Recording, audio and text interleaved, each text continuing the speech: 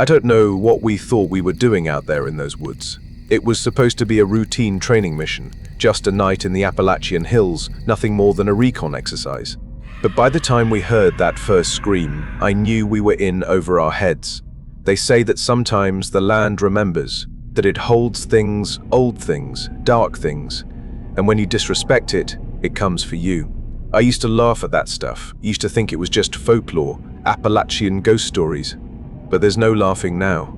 By the time we realized what we were actually dealing with, it was already too late. And all we could do was run, hoping we'd make it out alive. We didn't know what was chasing us, only that it wasn't human, and it wasn't stopping until we were gone. It wasn't the forest that scared me, it was the thing that lived inside it, the Wendigo. And believe me or not, I saw it. Before we start the story, please help our channel by liking the video and subscribing to the channel. Also, please drop a comment letting me know where you're watching the story from. Thanks. It was one of those nights where the cold seemed to crawl right under your skin, no matter how many layers you piled on. The kind of cold that made your breath feel sharp in your lungs, and every exhale turned to vapor before it disappeared into the blackness. I didn't mind it though. I was used to cold by now. But this cold, it wasn't normal. It wasn't just the chill of winter, you know. It was deeper. It felt like the land itself was cold. We set up camp next to a creek bed, the water running quietly nearby. Nothing but the rustling of trees and the occasional snap of a twig in the distance. The rest of the squad was busy unpacking and organizing their gear, getting ready for the night watch. I didn't really care about setting up camp. I just wanted to get this over with. I'd been in the guard long enough to know this wasn't real combat. It was just training. But somehow this place felt off. PVT Harlan was the first to speak up. "You know," he said, his voice low and serious, "these woods, they're cursed. You disrespect them, you get what's coming." I laughed, but it came out shaky. What, like a bad case of poison ivy? He didn't smile. He just stared at me, his face grim. "You think it's a joke? These mountains have seen things we don't understand." Harlan wasn't the kind of guy to joke around. He wasn't like the others, all fresh-faced and carefree. He was from around here, a local, and he carried that weight with him wherever he went. If there was anyone who believed in the old stories, it was him. "You really believe that stuff?" I asked, trying to sound dismissive, but the truth was, I was curious. I'd heard the whispers about the Wendigo when I first got here. Everyone had heard of it, but that's all it was to me, just another ghost story. "Don't laugh," Harlan said, his eyes narrowing. "There's more truth in those stories than you think." I didn't respond. Instead, I grabbed my pack and started setting up my shelter. The others were already joking around, cracking open MREs, talking about what they were going to do when they got back to base. It was supposed to be normal, but something in the air felt wrong. I could feel it in my bones, like I was being watched. But I told myself it was just nerves. This was training. Nothing was going to happen. We got our shifts sorted out. I was on watch first. Not that I minded, really. It gave me time to think, time to settle my mind. I sat on the edge of the camp, the flickering light of the fire casting long, twisted shadows on the trees around us. The wind howled through the branches, and I could hear the creek babbling quietly nearby. The moon was barely visible, hidden behind the thick trees and the fog creeping in from the hills. I tried to relax, focusing on the sounds of the forest. I'd always been one to listen. It's what kept you alive in the woods. You hear everything. Every snap of a branch. Every rustle of leaves. But tonight, there was something off about it. The sounds didn't belong to the forest.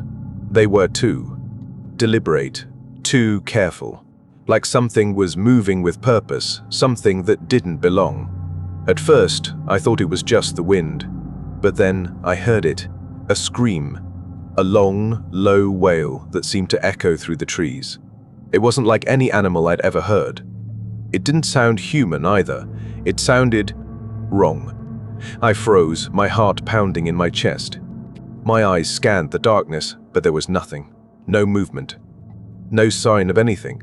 I tried to shake it off, blaming it on the wind, or maybe some animal I couldn't see.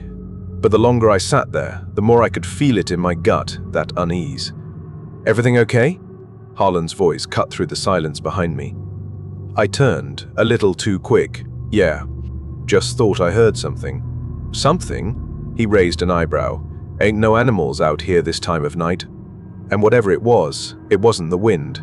You felt that, didn't you? I didn't respond at first. I didn't want to admit it. I didn't want to sound crazy. But he could see it in my face. He just nodded, like he understood. Don't mess with this place, Jacobs, he said quietly. It's not just the cold. There's something else out here. Something. Hungry. I shook my head, laughing again, but this time it didn't feel natural. You really believe that stuff? The Wendigo. Harlan didn't smile. He didn't need to. His face was all serious now, and his eyes seemed to darken. You'll see, he said, his voice low. And when you do, don't say I didn't warn you. I tried to laugh it off, but I couldn't help but feel like his words were sticking to me, sinking into my chest like cold stone. I shook my head again, trying to focus on something else, anything else. It was just the wind, just my nerves. But that scream, that wail, was still echoing in my mind. It wasn't just my nerves. Something was out there. The hours dragged on. The fire burned low, and the coals started creeping into my bones. The others were all asleep, and I was left alone in the dark, the forest pressing in around me. I kept telling myself it was nothing. But then, as I sat there trying to focus on the crackling of the fire, I heard it again. That scream. Closer now. Much closer. My heart started pounding again, and this time I couldn't ignore it. I wasn't alone. I stood up quickly, scanning the trees, trying to make out any shape in the shadows. There was nothing. Just darkness. Just the cold. Jacobs. Harlan's voice was low but urgent, coming from the camp. You hear that? I nodded. I couldn't speak. The fear was choking me, making my throat feel tight. But I couldn't ignore it anymore. I couldn't pretend it wasn't real. Harlan was already standing, pulling his gear together. He didn't look like he was joking anymore. His face was pale, and his eyes were wide, searching the trees. We need to get moving, he said, his voice shaking. Now. We gathered the others as quickly as we could, but it felt like time was moving slower than it should have. Like something was holding us back. The scream was still out there, but now it was quieter, like it was waiting for us to come closer. I could feel it. It was watching us. It was coming, and we had no idea what it was. The wind was biting, sharper now, like it had teeth. It cut through the layers of my uniform, stinging my skin. I tried to shake it off, but it wouldn't go away. The night felt different now, like the air was alive with something waiting, something hungry. The others were awake now, half-dressed and looking around like they could sense it too. Harlan was already moving fast, packing up his gear. His eyes were scanning the trees, and there was no joking anymore. His face was pale, the sweat on his forehead freezing. I caught a glimpse of him glancing toward the ridge, and I couldn't help but follow his stare. But all I saw were bare trees, the dark sky, the shadows, just shadows. We started getting ready to move. No one had said anything yet about the scream. Not aloud anyway, but we were all thinking it. We all knew it was real. Something was out there. Jacobs, you're up next, said our sergeant, snapping me out of my daze. He didn't look at me when he said it, just gestured toward the perimeter. Keep sharp. I nodded, trying to ignore the gnawing dread crawling up my spine.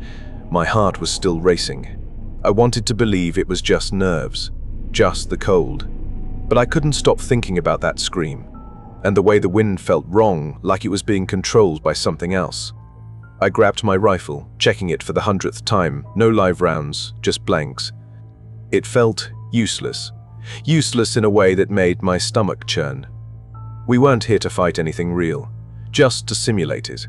But what if it wasn't a simulation? I felt the ground crunch under my boots as I moved out, stepping away from the fire. My eyes darted through the trees, trying to see something, anything, but there was nothing. No movement, no sign of life. I felt stupid for being scared, but I couldn't shake it. The others had already spread out, keeping quiet. They weren't talking. No one was. The only sound was the wind in the trees and the occasional drip of water from the creek, like the whole world was holding its breath. But then I heard it again. A crack. Not the wind. A branch. A stick. Something shifting in the forest. I froze. My breath caught in my throat, my body tense as a drum. I couldn't tell if it was real or if I was just imagining things, but the sound wasn't coming from where the others were. It was off to the side.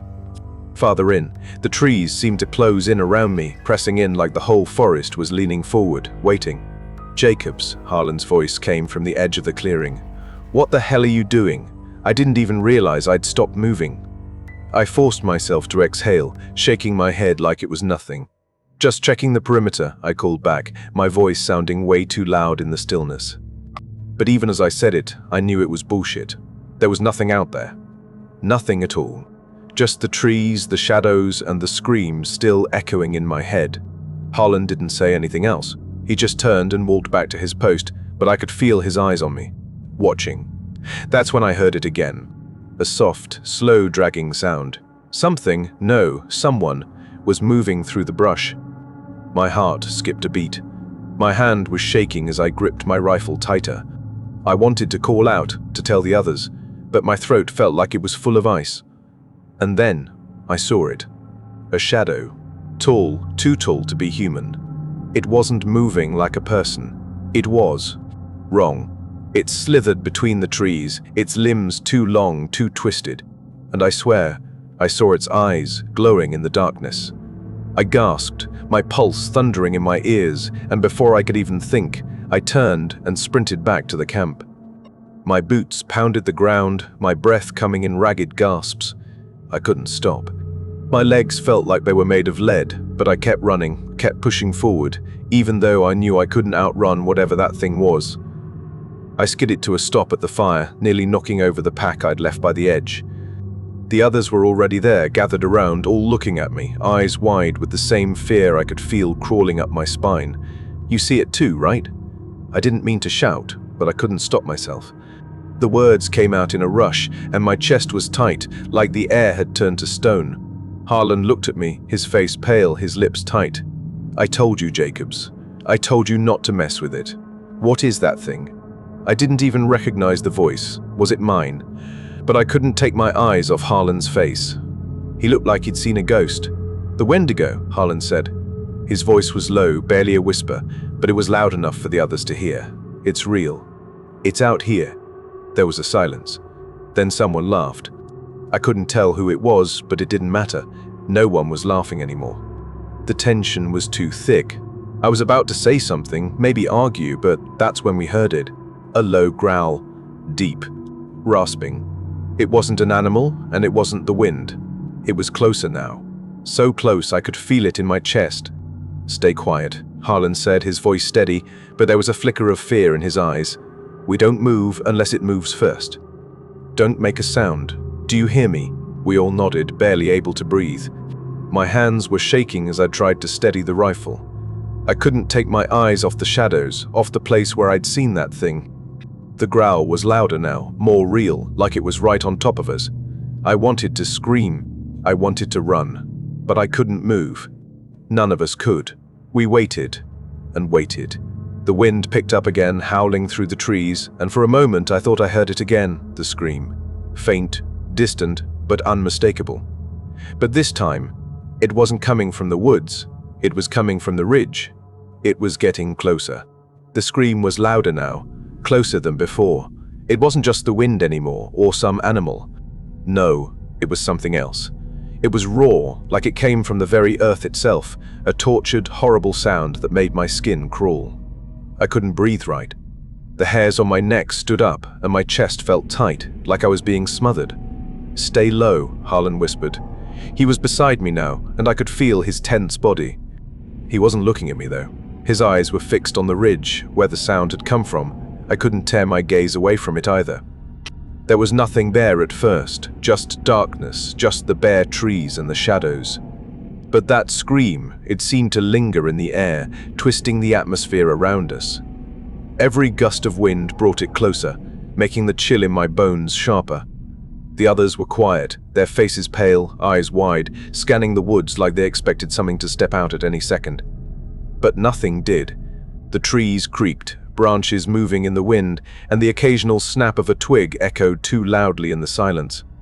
But that scream, it was still there, echoing, vibrating through my bones. I didn't know what to say. I couldn't even find my voice. What could you say when everything felt wrong? What could I do when I was starting to question if I was even awake or if I was losing my mind? "We need to move," Harlan said, voice barely above a whisper. "We can't stay here." I didn't argue. None of us did. No one said a word, but we all started moving, quick and quiet. We weren't supposed to break formation, but that scream had us all shaken, terrified. I didn't know what was worse, being out in the open or moving deeper into the woods. Either way, it felt like the ground beneath us was slowly being pulled away, like we were walking on a cliff's edge. The air got colder as we moved. My breath came out in clouds, freezing immediately in the night air. The crunch of leaves and twigs underfoot felt too loud. Every step felt like it was drawing attention to us. I kept glancing behind me, half expecting something to be there, but the woods stayed empty. Dark. Quiet. Too quiet. But then there was a noise. A snap, a crack, followed by the sound of something dragging across the ground. It was off to our left, just outside the beam of our flashlights. It wasn't just the sound of someone walking or an animal scurrying through the brush. It was too deliberate. Too heavy.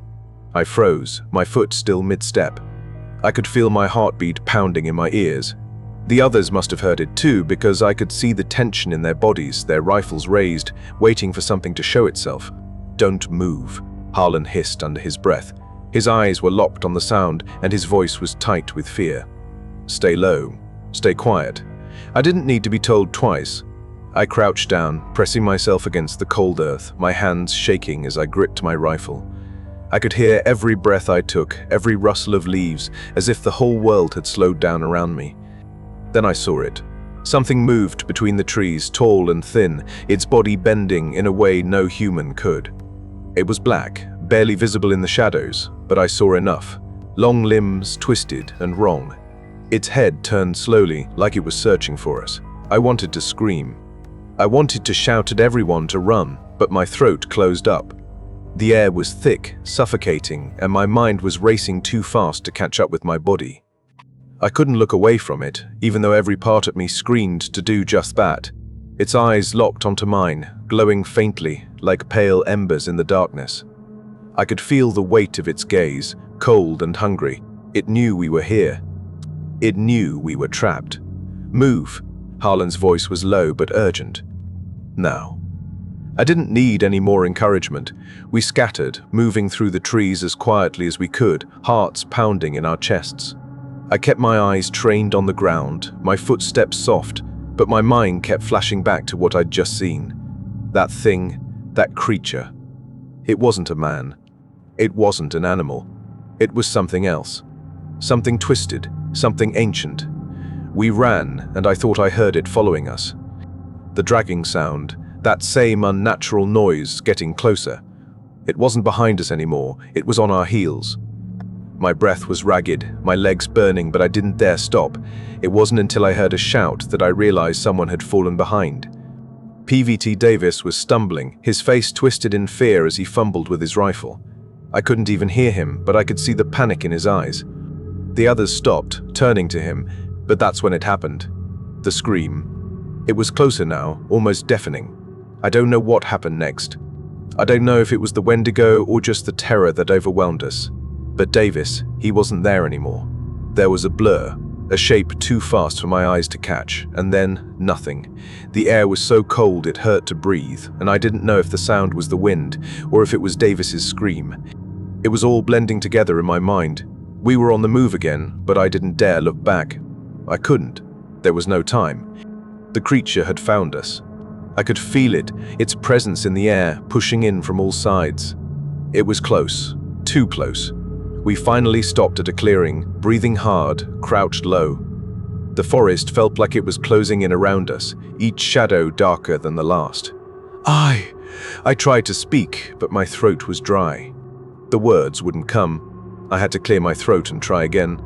"Where's Davis?" No one answered. Harlan just shook his head, his eyes wide. And then we heard it again, the dragging sound. It was behind us. And it was getting closer. The dragging sound grew louder, sharper. It was right behind us now, no more than a few steps away. I could hear the leaves crunching under heavy weight, like someone was dragging itself through the forest, slow and steady. It wasn't human. It wasn't anything I could explain, but I felt its presence, closing in on us. My heart was racing, my mind a blur of fear. We were crouched low in the clearing, the cold biting into my skin, my breath coming in fast, uneven gasps. I tried to tell myself it was just an animal, but I couldn't shake the feeling that this was something else. Something worse. "Do you hear it?" I whispered to Harlan, my voice barely audible. My throat felt like it was closing up. Harlan's face was white, his eyes darting from shadow to shadow. He didn't answer, just nodded slowly, like he didn't want to say it aloud, like saying it would make it real. I gripped my rifle tighter, the metal cold against my hands. It was supposed to be a training mission, a night out in the woods, but this wasn't training anymore. This wasn't a game. Whatever was out there wasn't human, wasn't anything we were prepared for. The sound was closer now, too close. I could almost feel the weight of it, like it was pressing in on me from all sides. My breath came faster, louder, but I couldn't stop it. My chest felt tight, my whole body shaking. I kept waiting for it to break through the trees, but nothing came. Harlan's hand moved to my shoulder, his grip firm, almost painfully tight. He looked at me with those wide eyes, his lips barely moving. "Stay down, don't make a sound." I didn't need to be told twice. I flattened myself against the ground, barely able to move. Every instinct in me screamed to run, but I knew better. If we moved now, we'd die. The dragging sound stopped. For a moment, it was completely silent. I could hear my heartbeat thundering in my ears, feel the cold seeping into my bones. The quiet stretched on, unbearable, like the world was holding its breath. Then I heard it again. The sound of something. Someone breathing. It was slow, ragged, like it was struggling to inhale, struggling to stay alive. It came from just beyond the trees, and I could feel its presence, heavy and oppressive. I wanted to scream, but the air in my lungs wouldn't move. It was as if the very forest was pressing down on me, making it hard to breathe. It wasn't just breathing. It was something worse. A low, rattling growl followed it, deep and guttural, vibrating the air around us. I could feel it in my chest, shaking my bones. Whatever it was waiting. It knew we were here. I didn't dare move, didn't dare breathe louder than I had to. The growl faded, but the silence that followed was worse. It was like the thing was savoring the moment, waiting for us to make a mistake. And then the scream came again. This time, it wasn't distant. It was right on top of us, so close it made the hairs on the back of my neck stand up straight. It was a sound that tore through the air, twisted and wrong. My stomach lurched, and for a second, I thought I might throw up. I didn't know what to do. My mind was spinning, my thoughts racing, but all I could hear was the scream. And then the dragging sound started again. Closer, faster. "Move," Harlan whispered, his voice tight with fear. "We go. Now." I didn't need any more words. We scrambled to our feet, making for the trees, the underbrush snapping underfoot as we moved. But even as we ran, I felt that thing behind us moving just as fast, dragging itself closer, 'cause I could hear it now, its breathing louder, ragged, like it was right on our heels. "Keep moving," Harlan shouted, and I pushed myself harder, my legs burning, but I didn't dare stop. I couldn't stop. Whatever was chasing us, whatever was behind us, wasn't going to let us escape. I could hear the others ahead of me, their footsteps loud in the stillness, but I didn't dare look back. Not for a second. The trees flashed by in the dark, the world spinning around me. The sound of the creature's dragging footsteps was so close now, I thought I could feel the ground tremble with every step it took. And then, there was a scream. It wasn't one of us. It was one of the squad. I didn't know who. I didn't want to know. But it wasn't a scream of pain. It was a scream of terror. The kind of scream you only hear when you know there's no escape. It was a sound I'd never forget. I pushed harder, faster, my breath coming in ragged gasps, and then nothing. The scream stopped. The dragging sound stopped. The world fell silent. The kind of silence that felt wrong, that made every hair on my body stand on end. I wanted to look back. I wanted to see if the others were still there, but I couldn't bring myself to do it. I kept moving, and then I heard Harlan's voice, low and desperate. "It's gone. For now." It didn't make sense.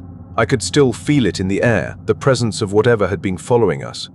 But Harlan was already pulling me forward, his hand tight on my arm. "We can't stop. We can't." I didn't let him finish. We ran, and we didn't stop. Not for miles. Eventually, the dragging sound faded completely, and the forest grew quiet again. But I couldn't shake the feeling that it was still out there, watching us, waiting for us to make a mistake.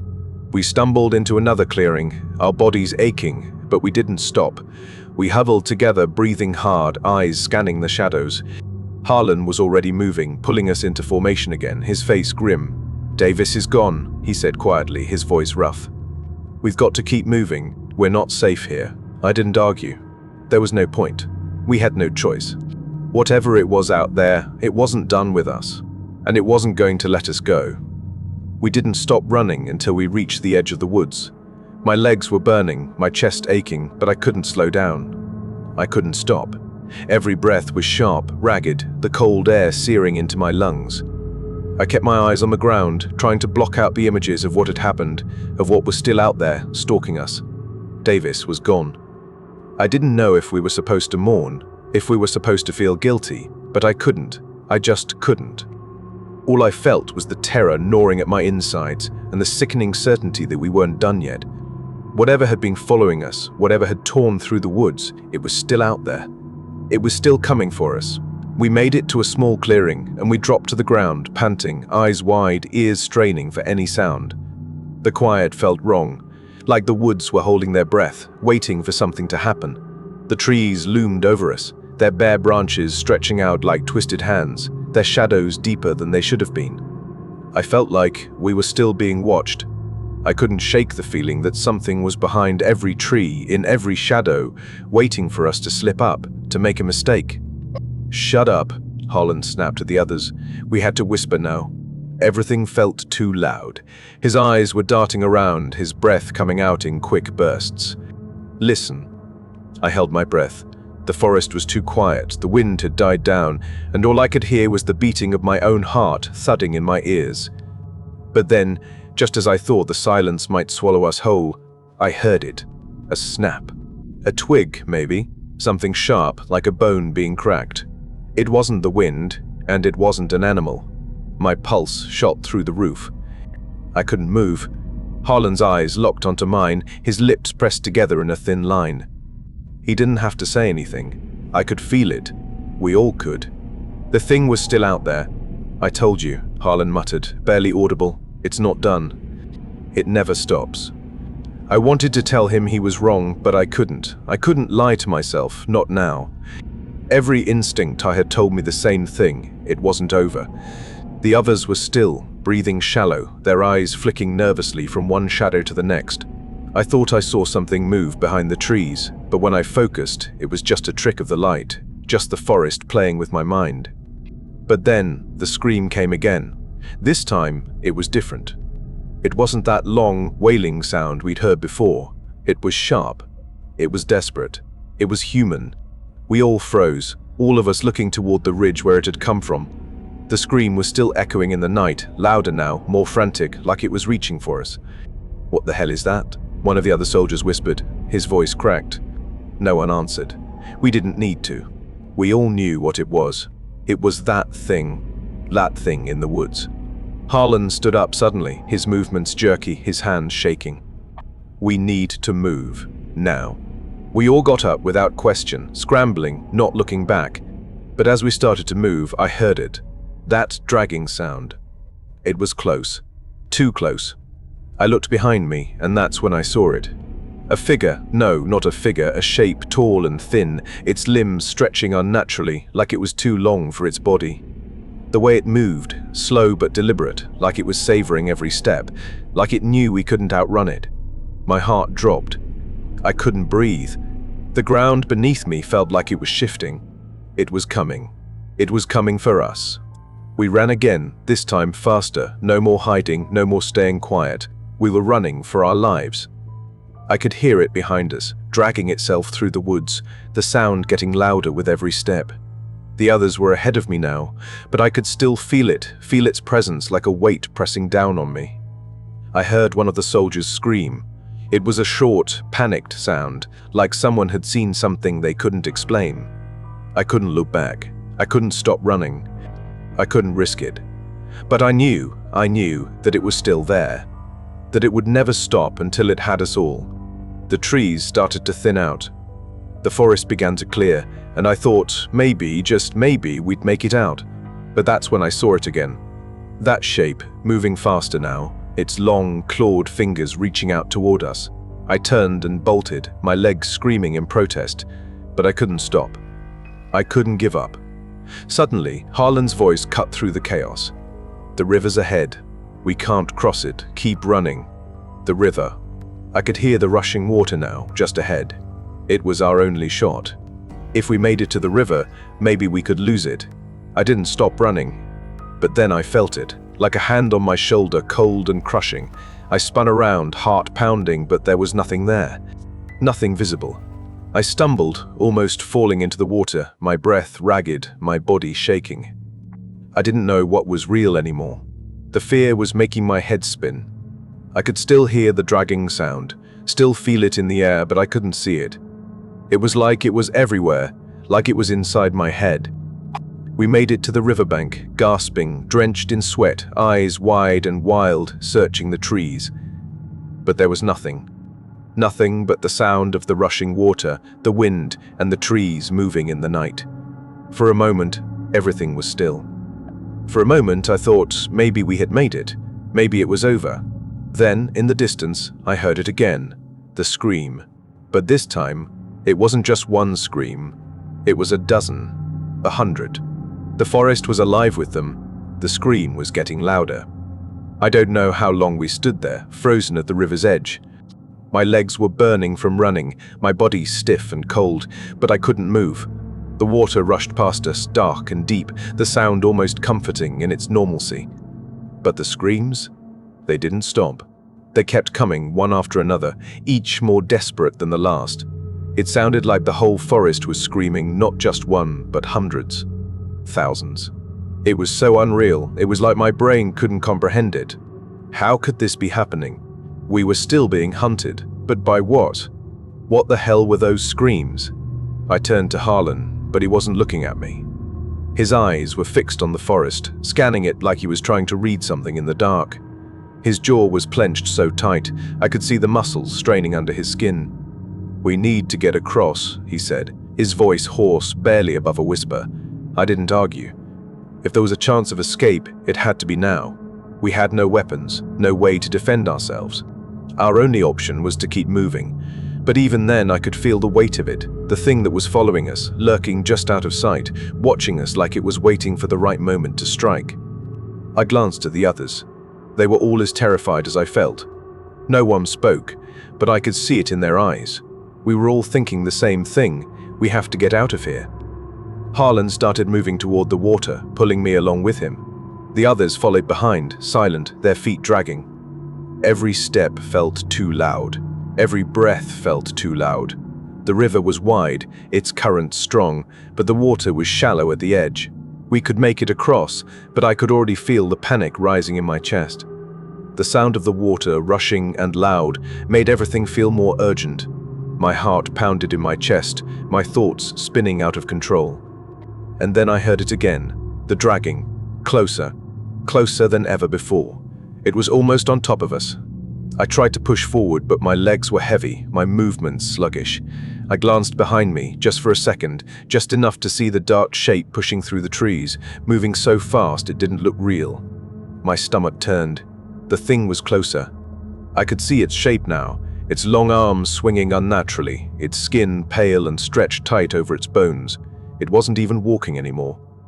It was gliding toward us, its movements wrong in a way I couldn't explain. It didn't move like anything I had ever seen. "Go, move," Harlan screamed, shoving me toward the water.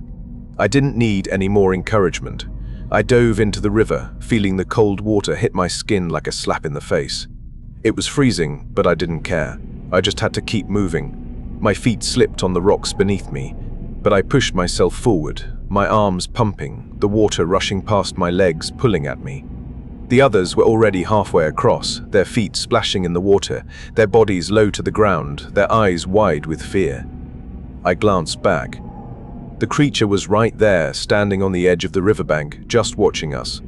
Its eyes were glowing, those pale, soulless eyes, and it was just standing there, waiting. I felt it then. The cold seeped deeper into my bones. It wasn't the river. It wasn't the night. It was the thing. It was alive, and it was watching us, waiting for the right moment. I couldn't stop. I had to keep moving. I pushed harder, my legs aching with each step, the cold burning my skin. The water seemed to get deeper the farther we went, but we were almost there. The others were already out of the river, scrambling up the muddy bank, but I wasn't there yet. My foot slipped, and I went under, the water rushing over my head. I gasped, my lungs burning as I fought to get back to the surface. My body felt heavy, like it was sinking. I fought harder, kicking, pushing against the current, and finally I broke free. My chest heaved as I gasped for air, my heart slamming against my ribcage. I made it to the bank, pulling myself up onto the muddy edge, but as I looked back, I saw something I'll never forget. The creature was in the water now, slowly moving forward, its long, thin limbs cutting through the current with unnatural ease. Its eyes never left us. My body shook, my muscles screaming with exhaustion, but there was no time to stop. No time to think. We had to keep running. We made it to the top of the bank, and that's when I heard it again. The scream. It was louder now, closer, but it wasn't coming from the woods anymore. It was coming from behind us. I turned to look. My breath caught in my throat. The thing had stopped moving. It was just standing there, frozen, but its mouth was open now. Not just open. It was stretching, too wide, wider than anything that should be possible. Its jaw cracked as it opened, the skin ripping, the sound like dry wood splintering. And from that mouth came a sound, a scream, a howl so high-pitched it made my ears ring. And then it started to move again. This time, it wasn't just gliding, it was charging. We all turned and ran, not even looking back. The forest was alive with noise now, branches cracking, trees shaking with the thing's movement. We were running, but it was too close. I could feel it behind us, its breath on my neck, the ground trembling under each step it took. I thought we were going to make it, I really did. But I felt it then, that cold weight on the air. The thing was faster now, closer. And that scream, it kept coming, echoing through the trees like it would never stop. And then we reached the edge of the clearing, and I saw it. The thing was in the trees, the branches snapping as it closed in on us. It wasn't just chasing us anymore, it had us. We didn't stop, but I knew, deep down. It was only a matter of time before it caught up, and there was nothing we could do about it. So, that's the end of our video. If you made it this far, make sure to hit like and subscribe. It really helps the channel, and it's free. And if you want more terrifying encounters like this one, check out the other videos on screen right now. Thanks for watching, and stay safe out there. See you soon.